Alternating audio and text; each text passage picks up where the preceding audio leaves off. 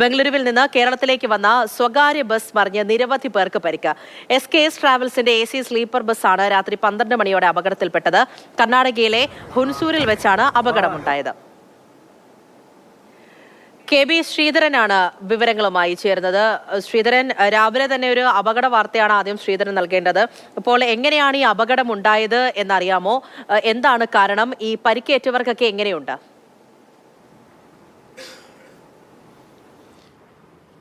പൂജ, മൈസൂരിന് അപ്പുറത്ത് ഹുൻസൂരിൽ നിന്ന് 8 കിലോമീറ്റർ മാറിയാണ് ഈ അപകടമുണ്ടാകുന്നത്. ഡ്രൈവർ ഉറങ്ങിപ്പോയതാണ് അപകടത്തിന് കാരണമെന്നാണ് ആ ബസ്സിലുണ്ടായിരുന്ന ചില യാത്രക്കാരോടൊക്കെ ബന്ധപ്പെടുമ്പോൾ മനസ്സിലാകുന്നത്.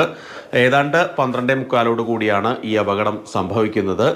വണ്ടി നിയന്ത്രണം വിട്ട് സമീപത്തുള്ള ഇലക്ട്രിക് പോസ്റ്റിലേക്ക് ഇടിക്കുകയും തുടർന്ന് 2 തവണ മറിയുകയും ചെയ്തുവെന്നാണ് യാത്രക്കാർ പറയുന്നത്. നിരവധി പേർ ആ ബസ്സിലുണ്ടായിരുന്നു. ബംഗളൂരുവിൽ നിന്ന് മഞ്ചേരി വഴി പെരിന്തൽമണ്ണയിലേക്ക് പോകുന്ന ബസ്സാണ് ഇങ്ങനെ അപകടത്തിൽപ്പെട്ടത്. ഭൂരിഭാഗവും മലയാളി യാത്രക്കാർ തന്നെയാണ് ആ ബസ്സിലുണ്ടായിരുന്നത്. പലരെയും സമീപത്തുള്ള ആശുപത്രികളിലേക്കൊക്കെ മാറ്റി കൂടുതൽ ചികിത്സ വേണ്ട ആളുകളെ മൈസൂരിലുള്ള മണിപ്പാൽ ആശുപത്രിയിലേക്കൊക്കെ മാറ്റി. ആളുകളിൽ നിസ്സാര പരിക്കുള്ള ആളുകളൊക്കെ ഇപ്പോൾ ഡിസ്ചാർജ് ചെയ്ത് പോയിട്ടുണ്ട്. കുറച്ച് ആളുകളുടെ ഒക്കെ മാത്രമേ കൂടുതൽ ചികിത്സ ആവശ്യമുള്ളൂ.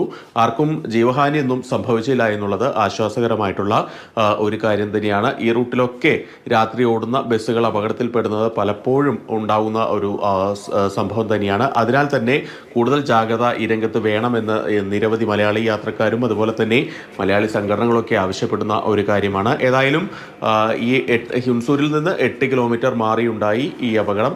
അതിൽ പല ആളുകൾക്കും സ്ലീപ്പർ ബസ്സാണ്. നിരവധി ആളുകളുണ്ടായിരുന്നു. ഈ രാത്രി ആയതിനാൽ തന്നെ ആളുകളൊക്കെ ഉറക്കത്തിലായിരുന്നു. നിലവിൽ ഏതായാലും ആർക്കും ജീവൻ നഷ്ടപ്പെട്ടിട്ടില്ല എന്നുള്ളത് ആശ്വാസകരമായിട്ടുള്ള കാര്യമാണ്.